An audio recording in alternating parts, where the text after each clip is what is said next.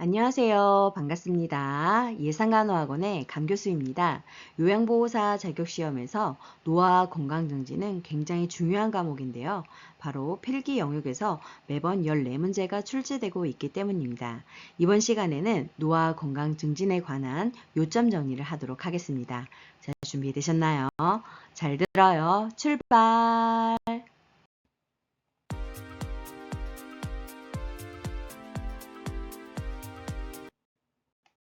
요양보호사 자격시험에 출제되는 문제에 대해서 분석해 드리도록 하겠습니다. 필기 영역은 총 35문제로 자격시험에서는 세부 교과목별로 문제 번호와 출제 문항수가 정해져 있습니다. 다음과 같이 분석해 놓았으니 문제를 풀어보시고 내가 자주 틀리는 문제 번호와 교과목을 파악하신 후 집중 공부하신다면 요양보호사 자격시험에 합격하실 수 있습니다. 실기 영역은 총 45문제로 세부 교과목별로 문제 번호가 정해져 있습니다. 공부하실 때 내가 자주 틀리는 영역에 대해서 집중 공부해 주세요. 요양보호사 자격시험 합격 기준입니다. 필기는 1번에서부터 35번까지 21개 이상을, 실기는 36번부터 80번까지 27개 이상을 맞아야 합격입니다. 필기, 실기 모두 합격하셔야 합니다. 동영상을 빠르게 듣고 싶으신 분들은 화면을 눌러서 톱니바퀴 모양을 누른 후 재생속도 글씨를 눌러 1.25 또는 1.5 배속으로 조절해 주세요.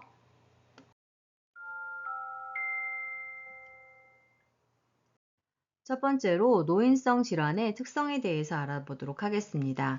요양보호 관련 기초 지식에서 이 부분이 출제가 많이 되고 있는데요. 첫 번째로 노인성 질환은 단독으로 발생하는 경우가 드물고 하나의 질병에 걸리면 다른 질병을 동반하기 쉽습니다. 증상이 거의 없거나 애매해서 정상적인 노화 과정과 구분하기가 어렵습니다. 또한 원인이 불명확한 만성 퇴행성 질환이 대부분이고 경과가 길고 재발이 빈번하고 합병증이 생기기 쉽고 의식의 장애, 심장의 수축의 이상, 신경 이상 등이 발생할 수 있습니다. 젊은 사람보다 약물에 더욱 민감하게 반응을 하기 때문에 약 사용에 신중을 기해야 되며 신장의 소변 농축 능력과 배설 능력이 저하되어서 신체 내에 오래 약물이 남아 중독 상태에 빠질 수 있습니다. 또한 질환에 민감하기 때문에 젊은 사람의 검사 기준을 적용할 수 없는 질환이 많아서 초기 진단이 매우 어렵습니다.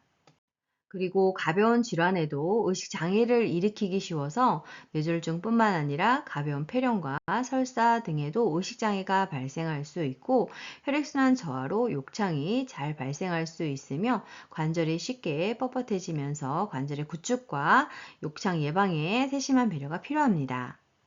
그리고 일상생활 수행 능력이 저하되면서 의존 상태가 지속되는 경우가 많고, 그래서 자신의 일상생활은 가급적 스스로 할 수 있게 하는 것이 필요합니다. 뿐만 아니라 신체적 측면, 그리고 심리적, 사회적, 경제적, 영적 측면이 모두 질환과 연결되어 있기 때문에 다양한 분야의 총체적 접근이 필요합니다. 이번에는 소화기계의 노화에 따른 특성에 대해서 알아보도록 하겠습니다. 계통별 노화에 따른 특성은 국가시험에 자주 출제가 되고 있습니다. 중요하니 잘 알아두세요. 맛을 느끼는 세포가 줄어들고 후각 기능이 떨어지면서 미각이 둔화되는데, 그래서 짠맛과 단맛에 둔감해지고 쓴맛은 잘 느끼게 됩니다. 충치, 치아의 탈락, 잘 맞지 않는 의치로 인한 불편감 등으로 음식을 씹기 어려워지게 됩니다. 타액 분비가 저하되면서 구강 건조증이 증가하게 되고 위액 분비 저하 및 위액의 산도 저하로 소화 능력이 저하되면서 식후 포만감이 증가하게 됩니다. 씹는 것이 어려워서 영양 상태가 악화될 수 있고 섬유 식이 섭취 부족으로 인한 변비가 발생하기 쉽습니다. 뿐만 아니라 소화 능력의 저하로 가스가 차고 변비설사 구토가 발생하기 쉽고 췌장에서 소화 효소 생산이 감소하면서 지방의 흡수력이 저하될 수 있습니다. 그리고 췌장에서 호르몬 분비가 감소하게 되면서 당 내성이 떨어지게 되는데요. 당내성이라고 하는 것은 세포가 혈액으로부터 포도당을 흡수하는 능력으로 당뇨병에 걸리게 되면 이렇게 혈액으로부터 세포가 포도당을 흡수하는 능력이 떨어져서 당 수치가 올라가게 됩니다. 그리고 직장벽의 탄력성이 감소하고 항문 관략근의 긴장도가 떨어져 변실금이 발생할 수 있고 간 기능이 떨어져서 약물의 대사와 제거 능력이 저하됩니다. 이번에는 호흡기계의 노화에 따른 특성에 대해서 알아보도록 하겠습니다. 이 부분도 국가시험에 출제가 많이 되었습니다. 첫 번째로 신체 조직 내의 수분 함유량의 감소로 코 속의 점막이 건조하게 되면서 공기를 효과적으로 흡입하지 못하게 되고 폐포의 탄력성이 저하되고 폐순환량의 감소로 폐활량이 줄어들어서 쉽게 숨이 찹니다. 호흡 근육의 위축과 근력의 약화로 호흡 증가 시 쉽게 필요해지게 됩니다. 또한 기침 반사와 손모 운동 저하로 미세 물질을 걸러내지 못하게 됩니다. 그리고 기관지 내에 분비물이 증가하게 되면서 호흡기의 감염이 쉽게 발생할 수 있습니다. 관련 요인을 살펴보면 감기나 비염등과 같은 염증, 흥분이나 스트레스, 꽃가루, 진먼지 진드기, 고양이 털 배설물 곰팡이, 대기오염 황사, 담배 연기, 갑작스러운 온도와 습도 차이, 노화에 따른 폐기능 감소 등으로 발생할 수 있습니다. 증상을 살펴보면 기침을 하고 숨을 내쉴 때 쌕쌕거리는 호흡음과 호흡 곤란을 호소하며 점액, 분비량이 증가하게 되고 가슴이 답답하다고 느끼며 기도 경련, 알레르기성 비염이 발생합니다. 그래서 현식이 있는 대상자분들은 미세먼지 황사가 있을 때에는 마스크를 착용하고 외출을 해야 합니다. 자, 그러면 치료 및 예방 방법에 대해서 알아볼까요? 호흡 곤란이 심한 경우에는 운동을 할 때 30분 전에 기관지 확장제를 미리 투여해서 호흡 곤란 예방에 도움을 줄 수 있습니다. 처방받은 약물을 규칙적으로 투여해야 하고 처방받지 않은 약물은 사용하지 않아야 합니다. 담배, 벽난로, 먼지, 카페, 곰팡이 피해야 되겠고 따뜻한 곳에서 추운 곳으로 가거나 갑작스러운 온도 변화를 피해야 하겠습니다. 또한 적당한 휴식과 수면을 취하고 침구류는 먼지나 진드기를 없애기 위해 뜨거운 물로 세탁하고 매년 1회 인플루엔자 백신을 65세 이후에는 1회 폐렴구금 백신을 접종해야 합니다. 증상을 살펴보면 초기에는 대부분 무증상이다가 흉부 방사선 촬영 엑스레이에서 우연히 발견되는 경우가 많고 특징은 2주 이상의 기침과 흉통이 발생을 하게 되고 오후에 고열이 있다가 늦은 밤에는 식은땀과 함께 열이 내리는 증상이 반복되는 것이 특징입니다. 자, 그러면 폐결핵 치료 및 예방은 어떻게 해야 할까요? 첫 번째로 결핵약은 6개월 이상 복용을 해야 합니다. 그래서 제대로 복용하는지 주의 깊게 관찰을 해야 하고 두 번째로 약물 투여로 인한 부작용이 나타나는지 관찰해야 합니다. 세 번째로 간 기능 검사와 객당 검사를 받아야 하고 결핵은 감염성이 있기 때문에 접촉했을 때에는 흉부 방사선 촬영인 엑스레이를 검진을 하고 가래 검사를 통해서 조기 발견해야 합니다. 다음으로는 결핵 감염 예방을 위한 기침 예절에 대해서 알아보도록 하겠습니다. 기침이나 재채기를 할 때에는 코, 입을 휴지나 손수건으로 가리고 없을 경우에는 소매로 가려야 합니다. 사용한 휴지는 즉시 휴지통에 버리고 흐르는 물에 비누와 소독제로 손을 씻어줘야 합니다. 호흡기 감염 증상이 있는 사람은 가급적 마스크를 착용해야 하고 일회용 마스크는 젖으면 필터링 능력이 떨어지기 때문에 바로 교환하고 재활용하지 않아야 합니다. 요양보호사의 활동을 살펴보면 요양보호사는 자신이 돌보는 대상자에게 감염성 질환이 생긴 것으로 의심이 되면 기관에 보고하고 감염성이 없다고 판정될 때까지 격리해야 합니다. 그리고 평소에 없던 이상 증상이 나타났을 때에는 시설장이나 관리 책임자에게 신속하게 보고해야 합니다. 다음으로는 심혈관계의 노화에 따른 특성에 대해서 알아보도록 하겠습니다. 이 부분도 시험 문제 출제가 잘 되었습니다. 심장은 나이가 들면서 근육이 두꺼워지고 탄력성은 떨어지게 되는데요. 그래서 최대의 심박출량과 심박동수가 감소하게 됩니다. 말초 혈관으로부터 심장으로 돌아오는 혈액순환이 감소하게 되고 저항이 증가하는 것을 볼 수 있습니다. 누워있다가 갑자기 일어나거나 소변을 보기 위해 앉았다 일어나는 등의 체위 변화에 따른 기립성 저혈압이 발생할 수 있고 정맥의 약화로 하지에 부종이 있게 되고 정맥류, 항문에 치질이 생길 수 있습니다. 다음으로는 심혈관계의 주요 질환, 고혈압에 대해서 알아보도록 하겠습니다. 혈압은 심장에서 뿜어내는 혈액이 혈관벽에 미치는 압력인데요. 최고 혈압은 심장에서 피를 짤 때의 압력을 말하는 것으로 수축기 혈압이라고 하고, 최저 혈압은 심장이 늘어나면서 피를 가득 담고 있을 때의 압력으로 이완기 혈압이라고 합니다. 혈압의 변화는 음식을 섭취한다든가 음주, 통증, 혈압을 측정하는 시간, 몸의 자세, 정신적인 긴장, 신체 활동, 감정, 계절 등에 따라 달라질 수 있으며 가장 이상적인 혈압은 120에 80 mmHg로 120이 수축기 혈압이고 80이 이완기 혈압이 되겠습니다. 고혈압은 140에 90 mmHg 이상인 경우를 말하게 되는데 고혈압의 종류를 살펴보면 본태성 고혈압, 즉 1차성 고혈압은 발생 원인은 밝혀지지 않았지만 유전, 흡연, 과도한 음주, 스트레스, 과식, 짠 음식, 운동 부족, 비만 등과 같은 많은 요인으로 생기는 것으로 보고되고 있습니다. 전체 고혈압의 90에서 95%가 본태성 고혈압입니다. 두 번째로는 속발성 2차성 고혈압이 있게 되는데 이것은 다른 질병의 합병증으로 발생한 고혈압으로 심장병, 신장질환, 내분비 질환의 일부, 임신 중독증과 같은 질병이 원인이 되어서 고혈압이 발생하는 것을 말합니다. 전체 고혈압 환자의 5에서 10%를 차지하고 있습니다. 고혈압 약물 치료에 대한 편견들을 갖고 있는데요. 이 부분이 시험 문제 출제가 되고 있습니다. 편견 첫 번째는 증상이 없으면 치료하지 않아도 된다입니다. 아닙니다. 증상이 없어도 혈압이 높으면 치료해야 합니다. 두 번째는 두통 등의 증상이 있을 때만 약을 먹는다라고 알고 있는데 고혈압은 증상이 없는 경우가 대부분이기 때문에 의사의 처방이 있으면 계속 약을 먹어야 합니다. 세 번째는 혈압약을 오래 먹으면 몸이 약해진다고 알고 있습니다. 물론 약을 오래 복용하는 것이 몸에 좋지는 않지만 고혈압의 합병증을 발생시키는 것보다 안전합니다. 네 번째는 혈압이 조절되면 약을 먹지 않아도 된다라고 알고 있는데요. 혈압이 조절되다가 약을 안 먹으면 약효가 떨어지자마자 혈압이 다시 올라갑니다. 따라서 의사의 처방이 있으면 계속 약을 먹어야 합니다. 자, 그러면 치료 및 예방 방법에 대해서 알아볼까요? 혈압약을 꾸준히 복용해서 혈압을 정상으로 유지함으로써 합병증이 발생하지 않도록 해야 합니다. 혈압약은 의사에게 처방을 받아야 하고 지속적으로 치료해도 고혈압이 계속될 때에는 의사와 상의해서 약을 바꾸거나 정밀 검사를 통해서 약의 변경을 해야 합니다. 알코올은 영양가 없이 칼로리만 높아서 체중을 늘려 혈압을 상승시킬 뿐만 아니라 혈압약의 효과를 낮추기 때문에 금주해야 합니다.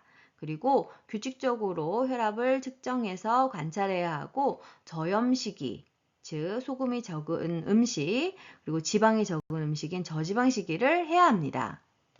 뿐만 아니라 스트레스 관리를 하고 적당한 운동을 규칙적으로 해서 심장 기능을 향상시켜야 하며 표준 체중을 유지함으로써 심혈관계 질환의 위험을 조절해야 합니다.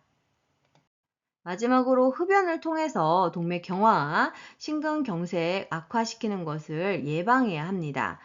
고혈압 완화에 좋은 운동으로는 걷기, 빨리 걷기, 조깅, 자전거 타기, 계단 오르기, 등산, 수영 등이 있는데 하루에 30분에서 60분, 일주일에 3에서 5일, 속옷에 땀이 별 정도, 약간 숨이 찰 정도로 하면 되겠습니다.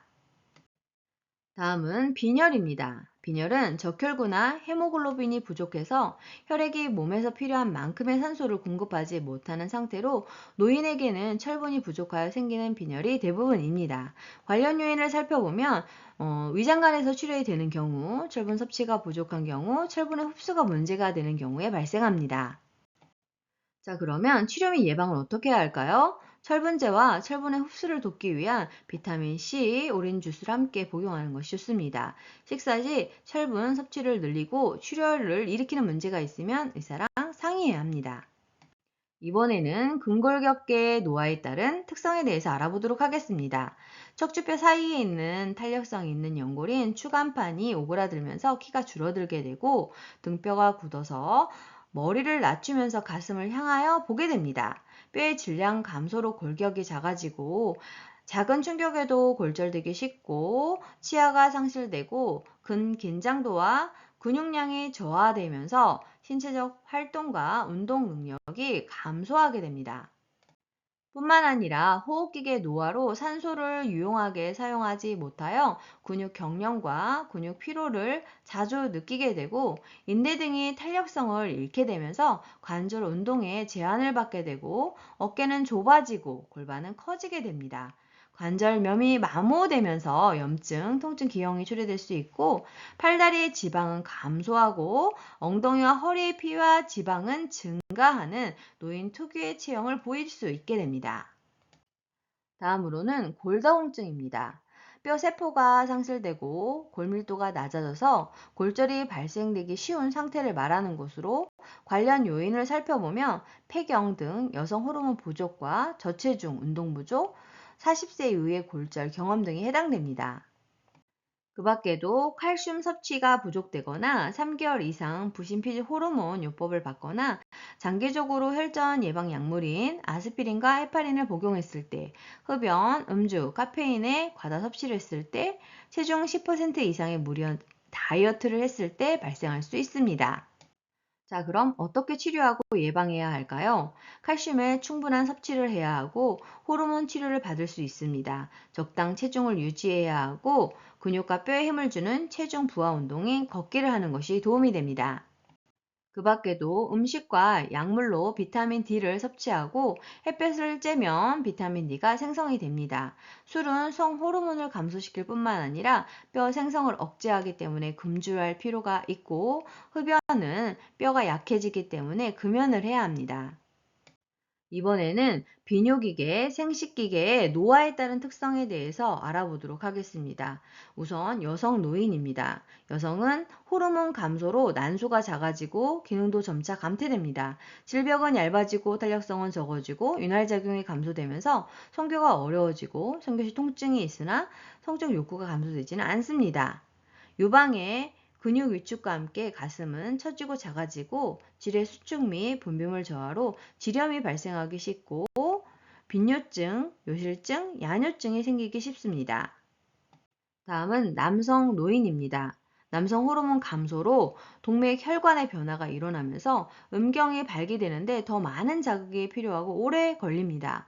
대부분의 남성 노인은 전립선, 비대를 경험하게 되고 잔류량이 증가하게 되고 방광의 용적이 250ml로 감소되면서 자주 소변을 보게 됩니다.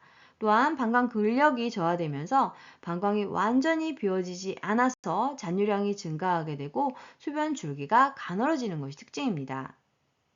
관련 요인을 살펴보면 방광의 저장 능력이 감소했거나 골반 근육 조절 능력의 약화로 인해서 발생하거나 호르몬의 생산 중지로 요도 기능이 약화돼서 또는 각종 약물 복용에 따른 부작용으로 남성은 전립선 비대증, 여성은 요로 감염 및 복압 상승이 관련되며 변비 등에 의해서 발생할 수 있습니다.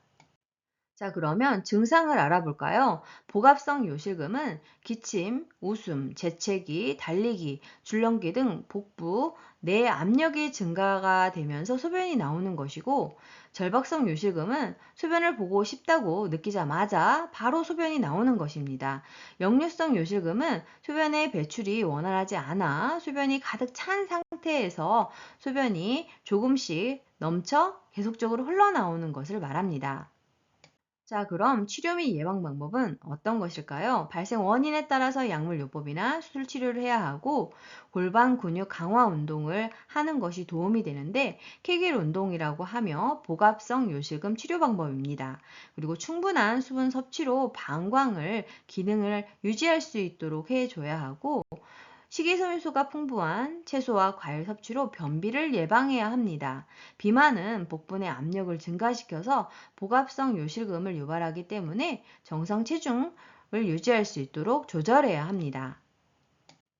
다음은 전립성 비대증입니다. 남성에게만 있는 전립선은 방광 바로 아래에 위치하여 요도를 감싸고 있는 것으로 전립선이 커져서 요도를 압박하는 것을 말합니다. 증상을 살펴보면 비대된 전립선이 요도를 눌러서 요도가 좁아져 소변 줄기가 가늘어지고 시원하지 않은 잔뇨감이 발생을 하게 되고 힘을 주어야 나오게 됩니다. 그리고 소변을 본 후 다시 소변이 마려운 빈뇨 증상이 있고 소변이 마려울 때 참기 힘든 긴박뇨가 발생하며 밤에 자다가 소변을 보려고 깨는 야뇨증이 나타납니다. 자, 그러면 치료 및 예방은 어떻게 해야 할까요? 도뇨관을 사용해서 정기적으로 소변을 빼줄 수 있고 약물 치료를 할 수 있고 심하면 전립선 절제 수술을 할 수 있습니다. 저지방 식사와 적당한 운동으로 적정 체중을 유지해야 하고 음주는 전립선 비대증을 악화시키기 때문에 금주해야 합니다. 그렇다고 성생활을 제한할 필요는 없습니다. 요도가 좁아져서 소변이 가늘게 나오는 것이기 때문에 맥주는 마실 필요는 없습니다. 다음은 피부계의 노화에 따른 특성입니다. 피하 지방의 감소로 기온에 민감해지고 피부는 건조하고 표피가 얇아져서 탄력성이 감소돼서 쉽게 손상되는 경향이 있습니다.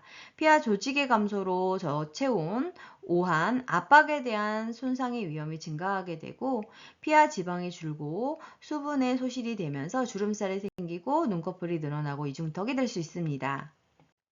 발톱이나 손톱은 딱딱하고 두꺼워지고 세로줄이 생기고 잘 부서지고 검버섯이 생기고 갈색 반점이 생기며 머리카락은 전반적으로 가늘어지고 흰색 머리가 생기게 됩니다. 그 밖에도 여성 노인의 털은 줄지만 이가나 뺨 등 얼굴의 털은 증가하게 되고 남성 노인은 머리털과 수염이 줄고 이가나 뺨의 털이 많아지는 것이 특징입니다. 그리고 노인들에게서는 특별한 원인이 없이 가려움증, 통증, 지각 이상이 나타날 수 있고 노인의 각질층, 피부 가장 바깥층은 수분 함유량이 적기 때문에 가려움증, 수양증이 밤과 겨울철에 심하게 나타날 수 있습니다. 상처의 회복에 지연이 있게 되고 궤양이 생기기 쉽습니다. 관련 요인을 살펴보면 오랫동안 누워있는 와상 상태이거나 체위 변경에 어려움이 있다거나 체중으로 압박받는 부위가 뼈에 튀어나온 곳에 지속적으로 압력을 받게 된다든가 영양 부족, 체중 감소, 근육 위축, 피하 지방 감소 등으로 인해서 완충지대가 감소됐을 때 발생할 수 있습니다. 그 밖에도 요실금, 변실금 등 습기로 인한 피부 손상이 있다거나 대상자를 잘못 들어 올리거나 침대에서 잘못 잡아 끌어 약한 부위의 피부가 벗겨져서 생길 수 있습니다. 자, 그러면 치료 및 예방은 어떻게 할까요? 피부 상태를 매일 점검하고 붉게 변한 부위가 있는지 확인하는데요. 자세를 바꾸어도 붉은빛이 계속되면 욕창일 가능성이 높습니다. 특정 부위에 압력이 집중되지 않도록 침대에서는 적어도 2시간마다, 의자에서는 1시간마다 자세를 바꿔줘야 합니다. 이동을 할 때에는 피부가 밀리지 않도록 주의해야 합니다. 젖은 침대 시트는 바로 교체를 해야 하고 이물질이 묻어 있을 때에는 부드러운 천이나 자극이 적은 비누, 미지근한 물을 사용해서 씻고 말려줘야 하고 시트의 주름이 욕창 발생을 시키기 때문에 주름을 펴줘야 하며 뼈 주위를 보호하고 무릎 사이에는 베개를 끼워서 마찰을 방지해야 합니다. 신체의 약한 부위에 압력이 가는 것을 덜어줄 특수 매트리스와 베개를 대어줘야 하고 청골 부위 욕창 예방을 위한 도넛 모양의 베개를 사용하는 경우가 있으나 이는 오히려 압박을 받는 부위의 순환을 저해할 수 있기 때문에 삼가해야 합니다. 그리고 뜨거운 물 주머니는 피부에 화상을 입을 수 있기 때문에 조심해야 합니다. 또한 순하고 부드러운 비누와 미지근한 물로 닦아주고 완전히 마르게 두드려주는 것이 좋습니다. 파우더는 화학 물질이 자극할 수 있고 땀구멍을 막을 수 있기 때문에 사용을 금해야 합니다. 몸에 꽉 끼는 옷과 단추 달린 스커트나 바지는 입지 않아야 하고 손톱은 짧게 자르며 단백질 등의 영양분을 공급해야 합니다. 다음은 옴입니다. 옴은 옴 진드기가 정상 체온의 표면에서 굴을 뚫어서 그 속에 서식하며 피부병을 유발하는 질환으로 주로 밤에 굴을 만들게 되고 소화액 분비로 알레르기 반응이 생기면서 가렵고 진드기와 알이 가려워서 긁을 때 손톱에 묻어서 다른 사람에게 감염이 되는 것으로 손가락 사이, 팔이 접히는 부분, 가슴 발등, 겨드랑이 팔꿈치, 생식기 엉덩이 등에 발생합니다. 치료 및 예방 방법을 보면 장갑과 가운을 착용하고 얼굴과 목에서 발끝까지 전신에 치료용 연고를 발라줘야 합니다. 마비가 있는 경우에도 수축되거나 굴곡된 부위를 빠뜨리지 않고 발라줘야 하고 옴 진드기가 가장 활동적인 밤에 약을 바르고 다음날 아침에 씻어줘야 합니다. 언제 바르고 언제 씻는지 중요합니다. 신체 접촉이 있었던 모든 사람은 증상 유무에 관계없이 동시에 함께 치료하는 것이 중요하며 일주 후에 다시 발라야 합니다.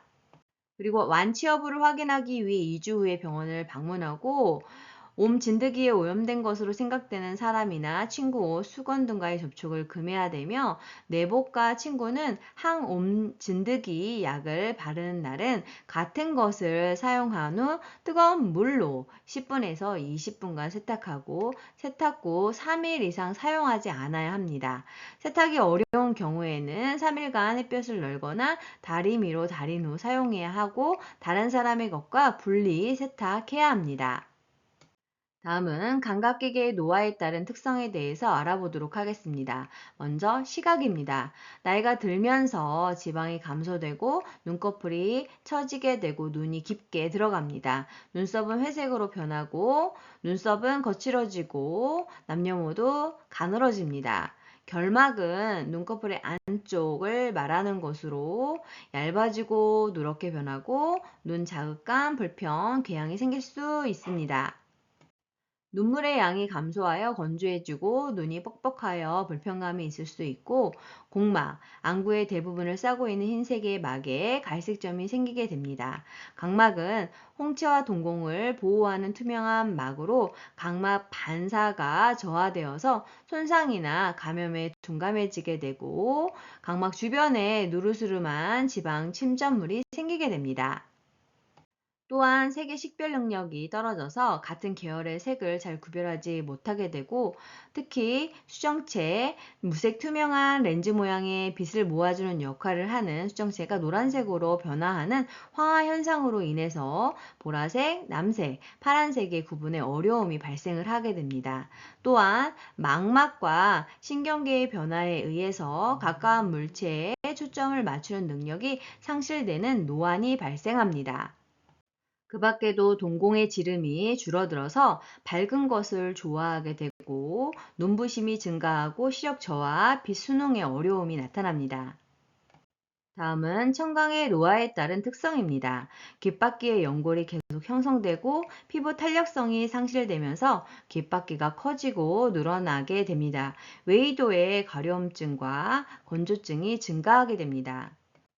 또한 귓바퀴의 끝은 거칠고 털로 덮여 있으면서 이관이 내측으로 위축되어 좁아지는 경향이 있게 되고 귀지가 더욱 건조해지고 귀지가 외이도를 폐쇄하게 할 수도 있습니다. 고막이 두꺼워지고 음의 전달 능력이 감소하게 되며 고음부터 상실을 하게 됩니다.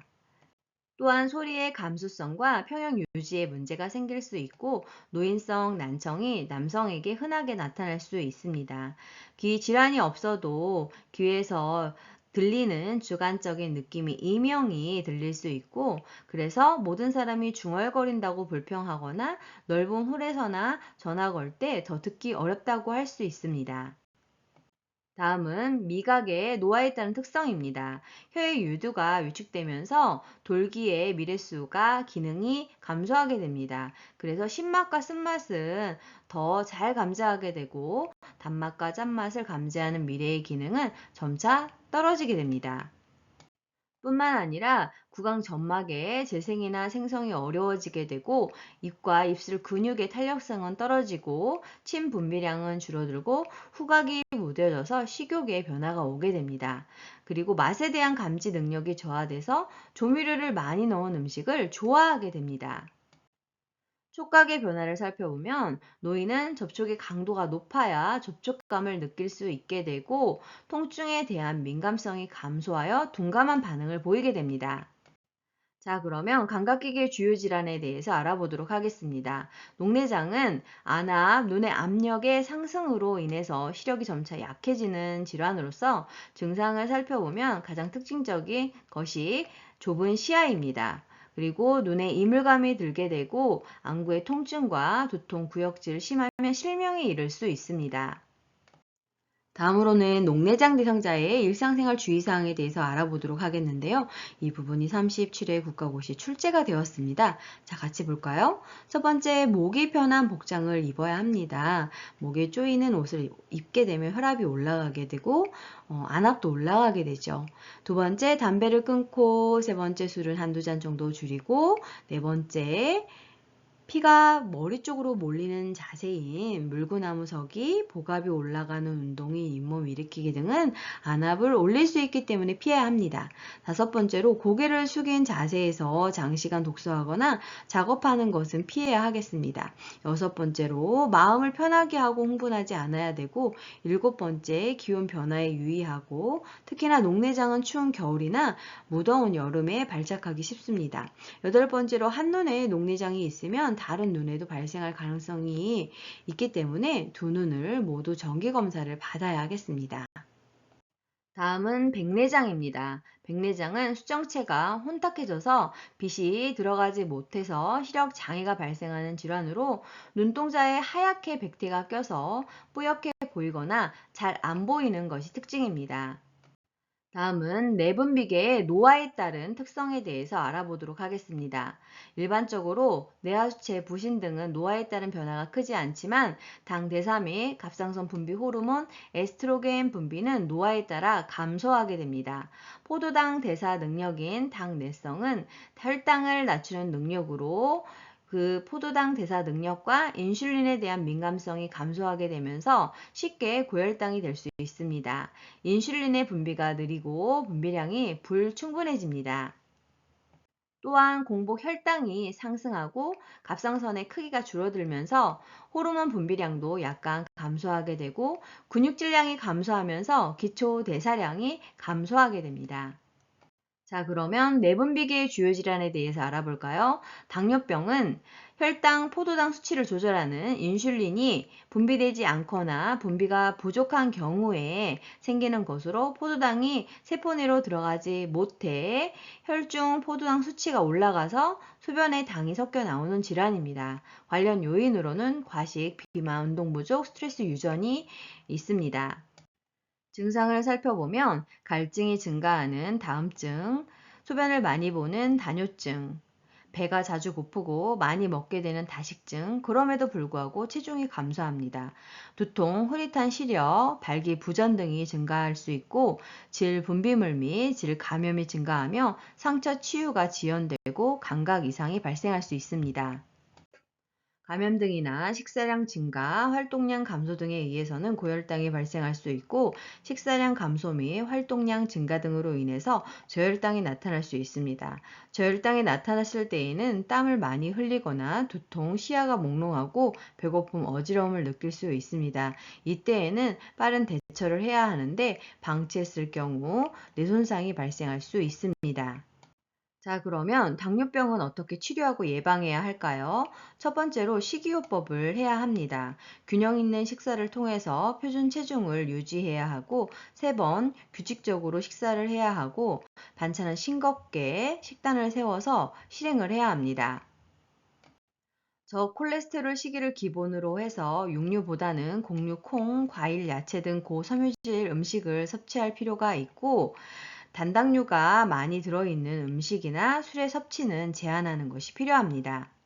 그리고 운동요법을 실시해야 하는데요. 매일 규칙적으로 할 수 있는 쉬운 운동을 무리하지 않게 해야 하고 공복 시 운동을 하거나 장기간 등산 시에는 저혈당에 대비하는 것이 필요합니다. 혈당이 조절되지 않으면 의사와 상의한 후 운동량을 조절해야 합니다. 보통 식후 30분이나 1시간경에 혈당이 오르기 시작하기 때문에 하루에 최소 30분, 일주일에 5회 이상 운동을 이 시기에 하는 것이 필요합니다. 그리고 혈압이 높을 경우에는 혈압을 조절한 후에 혈당이 300mg/dL 이상인 경우에는 혈당 조절을 한 후에 운동을 시작해야 합니다. 식이요법과 운동요법으로 조절이 되지 않은 대상자는 약물요법을 실시해야 되고 인슐린 투여가 이루어져야 합니다. 이때 인슐린 주사약은 입으로 복용하면 위장관 파괴로 인해서 문제가 되기 때문에 반드시 주사로 주입해야 합니다. 당뇨병 대상자의 발관리 원칙이 출제가 되고 있는데요. 혈당과 혈압 관리를 하고 주의 깊게 발을 관찰하고 발을 씻고 말리고 발 건조를 예방하고 양말을 착용하고 발톱을 일자로 잘라주고 금연을 통해서 혈액순환을 돕고 차갑거나 뜨거운 곳의 노출을 금지해야 합니다. 다음은 선망입니다. 선망은 의식 장애로 인해서 주의력의 저하뿐만 아니라 감정, 정서, 사고, 언어 등 인지기능 전반의 장애와 정신병적 증상이 나타나는 것을 말하는데요. 이것의 특징은 수시간 내지 수일에 걸쳐 급격하게 발생을 하고 또 보통 며칠간 지속되지만 몇 주 혹은 몇 달까지 지속되기도 합니다. 증상의 기복이 심한 것이 특징입니다. 선망의 증상을 살펴보면 잠에서 덜 깼거나 몹시 졸려온 상태에서 행동하는 사람처럼 보이고 주의력이 감퇴되고 호전과 악화가 반복이 되며 시간, 장소, 사람에 대한 판단 능력인 진압력에 장애가 발생하고 인지장애, 초조, 편집망상, 정서적 불안정이 나타날 수 있습니다. 선망은 단독으로 발생하기도 하고 치매와 동반되기도 합니다. 자, 그러면 선망은 치료 및 예방을 어떻게 해야 될까요? 원인별 치료를 해야 하는데요. 원인이 교정되더라도 증상이 일정 기간 지속될 수 있습니다. 이때에는 비약물적 요법을 해야 하는데요. 진압력 유지를 위해서는 낮에는 창문이나 커튼을 열어서 시간을 알게 해야 하고 사진, 달력, 시계를 가까이 두며 일상생활 절차를, 규칙을, 도움을 요청할 사람 및 방법을 반복적으로 알려줘야 합니다. 다음은 뇌졸중입니다. 뇌졸중은 중풍이라고 불리우는 것으로 뇌에 혈액을 공급하는 혈관이 막히거나 터져서 뇌 손상이 오고 그에 따른 신체 장애가 나타나는 뇌혈관 질환입니다. 뇌혈관이 막힌 것을 뇌경색이라고 하고 뇌혈관이 터진 것을 뇌출혈이라고 합니다. 증상 부분이 다수 출제가 되었는데요. 반신마비가 나타납니다. 손상된 뇌의 반대편 팔, 다리, 앞면, 하부에 갑작스럽게 마비가 발생을 하게 되고 전신마비가 나타나는 경우도 있는데요. 그 경우는 뇌관이 손상되었을 때 발생되며 의식에 저하가 나타나기도 합니다.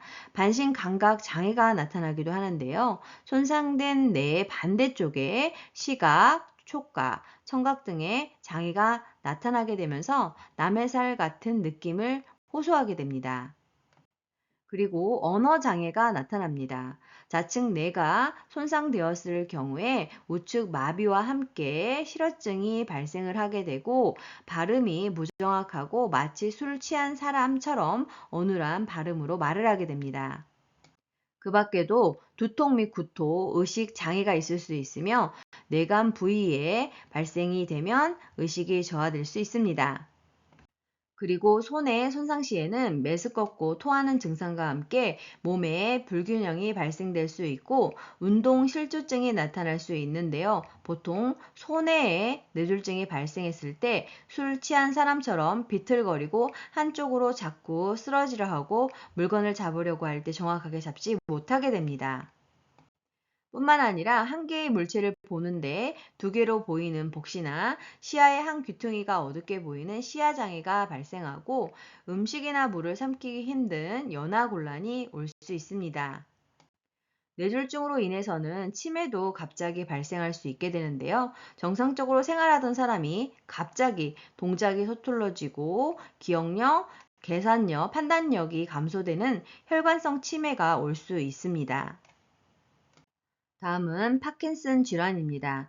파킨슨 질환은 중추신경계에 서서히 진행되는 퇴행성 생리성 변화로 원인은 불명확하지만 신경 전달 물질인 도파민을 만들어내는 신경세포가 파괴되면서 도파민 물질이 분비가 장애돼서 발생하는 질환입니다. 증상을 살펴보면 무표정, 동작이 느려지고 근육 경직, 안정 시 떨림이 있고 굽은 자세, 얼어붙은 현상, 자주 넘어지고 균형 감각이 소실될 수 있습니다. 그 밖에도 통증이 나타나게 되고 무감정, 사고의 느림, 인지 능력이 감소되는 것이 있습니다. 다음은 노인의 건강 관리에 대해서 알아보도록 하겠습니다. 첫 번째로 영양입니다. 영양 문제를 살펴보면 미각과 후각이 크게 저하되면서 나트륨을 너무 많이 섭취해서 고혈압, 심장병이 악화될 수 있고 시력이 저하되면서 상한 음식을 먹을 수 있습니다. 청력이 저하되면서 고독감, 외로움 등으로 인해서 섭취가 줄어들게 되고 그로 인해 영양 부족 문제가 발생할 수 있습니다. 치매 분비가 줄어들어서 음식을 씹고 삼키는 능력이 저하될 수 있고 복부 팽만감과 식욕부진이 나타날 수 있으며 소화액 분비가 감소되면서 소화 및 흡수 기능이 떨어지고 활동량 감소와 칼슘의 섭취 흡수가 감소되면서 골다공증이 발생할 수 있습니다. 그리고 노인은 치료 시기로 식욕이 떨어져서 영양 부족이 나타날 수 있고 치아가 없거나 의치가 맞지 않으면 씻기 어려워서 영양 부족이 올 수 있습니다. 수분량이 감소하면서 갈증에 대한 반응도 저하되어서 탈수가 발생할 수 있습니다. 뿐만 아니라 치매로 인해서 인지기능 저하로 음식을 과도하게 섭취하거나 너무 음식을 적게 섭취하는 문제가 발생할 수 있고 여러 가지 심리적인 이유로 식욕이 줄어들어서 영양 결핍이 초래될 수 있고 독거노인이나 사회적으로 고립된 노인은 영양 섭취가 불량할 수 있습니다. 자, 그러면 어떻게 영양 관리해야 할까요? 이상적인 체중을 유지해야 하고 하루 3끼 식사를 규칙적으로 해야 하며 단백질 필요량을 체중 1kg당 1g으로 해야 합니다. 특히나 동물성 단백질은 1kg당 0.5에서 0.6g만으로 충분하기 때문에 그 적정량을 섭취해야 합니다. 식물성 위주로 단백질을 섭취할 때에는 부족한 아미노산을 보충해야 하고 칼슘 섭취를 위해서 노력하고 칼슘의 흡수를 위해 비타민 D를 섭취해야 합니다. 고혈압, 심장병 예방을 위해서 염분 섭취를 줄여야 하고 변비 예방을 위해서 풍부한 야채와 과일 섭취를 해야 합니다. 육류는 기름을 제거하고 동물성 지방 섭취를 줄여야 하겠습니다. 그 밖에도 콩이나 유제품을 매일 섭취하며 황산화 물질인 해조류, 버섯류, 채소, 과일류를 자주 섭취하고 먹을 만큼만 음식은 준비하고 만든 지 오래된 음식은 먹지 않으며 금기가 아니라면 물은 충분히 마시는 것이 좋습니다. 자, 그러면 음식을 싱겁게 먹기 위한 조리법에 대해서 알아볼까요? 식초, 겨자, 후추, 파, 마늘, 양파, 참깨 등을 사용하면 되고 간장, 고추장, 된장은 평소에 3분의 2만 사용하면 됩니다. 그리고 음식이 뜨거울 때 간을 맞추지 않아야 하고 국물을 만들 때 마른 새우, 멸치, 표고버섯 등을 사용해서 소금의 양을 줄이도록 노력해야 합니다. 그리고 배추김치, 간장, 된장 등에는 소금이 많이 있으니 섭취할 때 주의해야 합니다. 자, 그러면 수분 섭취를 제한해야 하는 질병에는 어떤 것들이 있을까요? 간경화가 해당되고 심부전증일 때에는 심장 부담을 줄 수 있기 때문에 하루에 1리터 이내로 마셔야 합니다. 심부전증일 때에는 심장에 부담을 줄 수 있어서 갈증이 날 때만 의사가 권고한 양의 물을 마셔야 합니다. 그 밖에도 부신 기능 저하증일 때 전신 부종이 유발될 수 있기 때문에 제한해야 하고 심한 갑상선 기능 저하증 시 수분 배출이 안 되기 때문에 제한해야 합니다. 자, 다음으로는 운동 문제에 대해서 알아보도록 하겠습니다. 심장 근육이 두꺼워져서 탄력성이 떨어지고 심장 근육의 수축을 하는 힘이 감소해서 활동할 때 쉽게 피곤해지게 됩니다. 폐조직의 탄력성이 감소하게 되고 흉곽의 경직으로 폐활량이 줄어들어서 운동할 때 쉽게 숨이 차게 됩니다. 관절이 뻣뻣해지고 관절이 움직이는 범위가 줄어들어서 관절 움직임에 제한이 생기게 됩니다. 또한 자극에 대한 반응이 줄어들고 균형 및 조정 능력이 떨어져서 잘 넘어지게 됩니다. 시력이 감퇴되면서 걸려 넘어질 위험이 있어서 운동을 꺼리게 되며 시간과 비용 낭비라는 생각에 운동을 덜 하게 됩니다. 자, 그러면 어떻게 운동 관리해야 할까요? 현재 운동 수준을 평가해야 하고 운동 금기 질환과 투약 사항을 확인해야 합니다. 스트레스를 해소하기 위해 운동이 필요하며 운동을 할 때에는 시원하고 바람이 잘 통하고 땀을 흡수하는 옷을 입고 운동을 해야 합니다. 그 밖에도 낮은 수준으로 시작을 해서 상태를 보면서 점차 강도를 올려야 하고 적어도 10분 이상 준비 운동을 해서 유연성을 높여서 근육 손상을 방지해야 합니다. 저강도의 운동으로 시작을 해서 근육 피로나 혹 곤란, 협심증, 부정맥, 혈압 변화 등에 주의를 해야 합니다. 뿐만 아니라 운동의 강도, 기간, 빈도를 서서히 증가시켜야 하고 안정시에 심박동수로 돌아올 때까지 마무리 운동을 해야 합니다. 운동하는 중간중간에 충분히 휴식을 해야 하고 개인의 능력에 맞는 운동을 해야 합니다. 빠르게 방향을 바꿔야 하는 운동이나 동작은 금해야 하겠습니다. 그래서 수면 관리 방법을 살펴보면 매일 아침 일정한 시간에 일어나야 하고 카페인이 함유된 음료를 줄이거나 오후에는 금해야 하고 금주 금연해야 합니다. 숙면이 어려워질 수 있기 때문에 과식을 저녁에는 하지 않아야 하고 공복감으로 잠이 안 오는 경우에는 따뜻한 우유를 마시며 편한 잠옷을 입고 자야 합니다. 그리고 침실의 온도, 소음 조절, 적합한 친구 마련을 통해서 잠자리를 편안하게 해야 하고 취침 시간이 너무 길면 오히려 불면증이 올 수 있기 때문에 일정한 시간에 잠자리에 들어야 합니다. 늦게까지 텔레비전을 시청하는 등 지나치게 집중하는 일을 하지 않아야 합니다. 코를 고는 사람이 있을 때에는 수면을 방해할 수 있기 때문에 수면 문제가 해결될 때까지 다른 방을 사용하는 방법이 있고 수면제나 진정제를 장기 복용하지 않아야 하며 매일 규칙적으로 적절한 양의 운동을 하고 낮잠을 자지 않아야 합니다. 다음은 성 문제입니다. 여성 노인은 호르몬과 관련된 변화를 경험하게 되는데 에스트로겐 분비가 감소하면서 질 조직이 얇아지고 탄력성이 약해지고 분비물이 감소하게 됩니다. 이러한 변화로 성교 시의 불편감과 통증이 증가하게 되고 남성 노인은 성적 자극에 반응이 지연됩니다. 그래서 배우자 중 한 사람이나 부부 모두가 질병이 있을 때에는 성기능 감소가 나타날 수 있습니다. 그리고 노인이 복용 중인 질병 치료제가 정상적인 성활동을 방해할 수 있고 당뇨병 노인은 발기부전을 경험할 수 있습니다.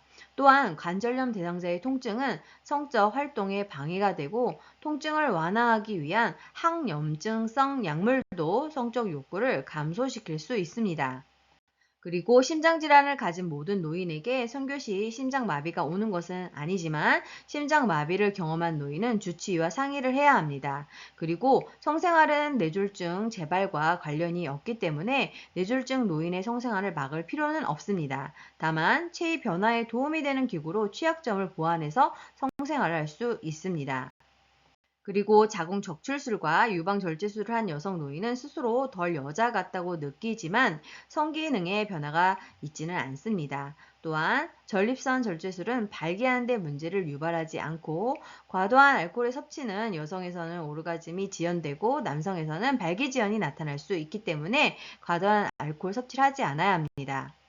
뿐만 아니라 강심제, 이뇨제, 항고혈압제, 신경안정제, 항진정제 등은 남성, 여성 모두에게 성 문제를 유발하기 때문에 투여 약물 변경 등으로 문제를 해결할 수 있습니다. 그리고 일부 항파킨슨 약물 치료제는 성적 욕구를 높여주지만 성생활 수행 능력까지 반드시 높여주는 것은 아닙니다.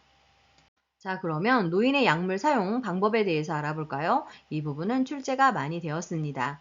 복용하던 약을 의사의 처방 없이 중단을 하면 안 됩니다. 중단을 하려면 먼저 의사와 상담을 해야 하고 처방을 무시하고 임의로 조절해서 정해진 약보다 적게 복용하거나 많이 복용해서는 안 됩니다. 술과 함께 약을 먹게 되면 효과가 떨어지고 부작용이 나타날 수 있습니다. 증상이 비슷하다고 해서 다른 사람에게 처방된 약을 먹거나 자기 약을 남에게 주면 안 되고 약국을 지정해서 다니는 것이 좋으며 약물의 효능 중복이나 부작용을 막기 위해서 처방전을 보관하는 것이 좋습니다. 그리고 복용 중인 약물과 약물 알레르기에 대해서 반드시 알고 있어야 합니다. 그리고 진료 후에는 이전 처방약을 이어서 복용하지 않아야 하고 반드시 가장 최근의 처방약을 복용해야 합니다. 이전 처방약이 많이 남은 경우에는 의사에게 확인을 해야 하고 약 복용 시간을 준수해야 합니다. 또한 약이 쓰다고 다른 것과 함께 복용하면 안 되고 우유, 녹차, 커피 등 카페인 음료와 함께 복용하면 약의 흡수가 방해되기 때문에 미지근한 물과 함께 복용하는 것이 좋습니다. 또한 약을 자몽 주스와 함께 복용하게 되면 고혈압, 고지혈증의 부작용이 증가하기 때문에 같이 섭취하지 않아야 합니다. 철분제는 오렌지 주스와 함께 복용하면 흡수가 잘 되기 때문에 같이 복용해야 합니다. 그리고 약을 삼키는 것이 힘들다고 해서 쪼개서 복용하면 안 되는데요. 분할선이 있는 약만 쪼개서 복용할 수 있습니다. 분쇄 불가 약제에는 장용 코팅제가 있고 쪼개쓸 경우 약효 저하가 나타날 수 있고 서방제는 부작용이 증가할 수 있습니다. 삼키기 힘든 대상자의 약이 분쇄할 수 없는 약이라면 처방을 변경해 달라고 요청해야 합니다. 자, 그러면 약 복용을 잃어버렸을 때 어떻게 해야 될까요? 그 다음 복용 시간에 2배로 복용하면 안 됩니다. 약 복용 시간을 놓쳤다면 생각난 즉시 복용을 해야 합니다. 그리고 다음 복용 시간에 가까워진 때에는 다음 복용 시간에 복용하면 되겠습니다. 그리고 건강기능식품도 의약품은 아니지만 의사 약사와 충분히 상의한 후 복용을 해야 하고 건강복용식품과 복용약 상호작용이 있을 수 있기 때문에 주의사항을 확인하고 적당량만 복용해야 합니다. 다음은 금연에 대해서 알아보도록 하겠습니다. 금연 후 시간 경과에 따른 신체적 변화가 국시에 출제가 되었는데요. 금연 2분 뒤에는 혈액순환이 좋아지게 되고 손발 체온이 정상으로 돌아오고 8시간 뒤에는 혈중 이산화탄소와 산소의 양이 정상으로 회복되기 시작합니다. 24시간 뒤에는 심장 발작 위험이 줄어들게 되고 48시간 뒤에는 후각과 미각이 향상되며 기도 점막의 감각 끝부분이 되살아나기 시작합니다. 2주에서 3개월이 지나게 되면 폐기능 30%가 회복되고 혈액순환이 좋아지고 3개월 이상이 되면 정자수가 증가하고 성기능이 향상됩니다. 1년 뒤에는 심장병 발생 위험이 절반으로 줄어들게 되고 5년에서 10년 뒤에는 폐암으로 사망할 확률이 흡연자의 절반으로 감소하게 되고 10년 이상이 되었을 때에는 기대 수명이 금연 전보다 10년에서 15년 늘어나게 됩니다. 이번에는 예방접종, 종류와 주기에 대해서 알아보도록 하겠습니다. 이 부분도 시험 문제에 많이 출제가 되었는데요. 파상풍과 디프테리아 100일에는 1차 접종인 디프테리아 파상풍 100일에를 접종하고 이후 10년마다 파상풍과 디프테리아를 추가 접종해야 합니다. 인플루엔자는 매년 1회 접종을, 폐렴구균과 대상포진은 65세 이상에서 1회 접종을 하는 것을 권장하고 있습니다. 수고 많으셨습니다. 좋아요와 구독 꾹 알람 설정 눌러주시면 새로운 강의 동영상을 만나보실 수 있습니다. 감사합니다.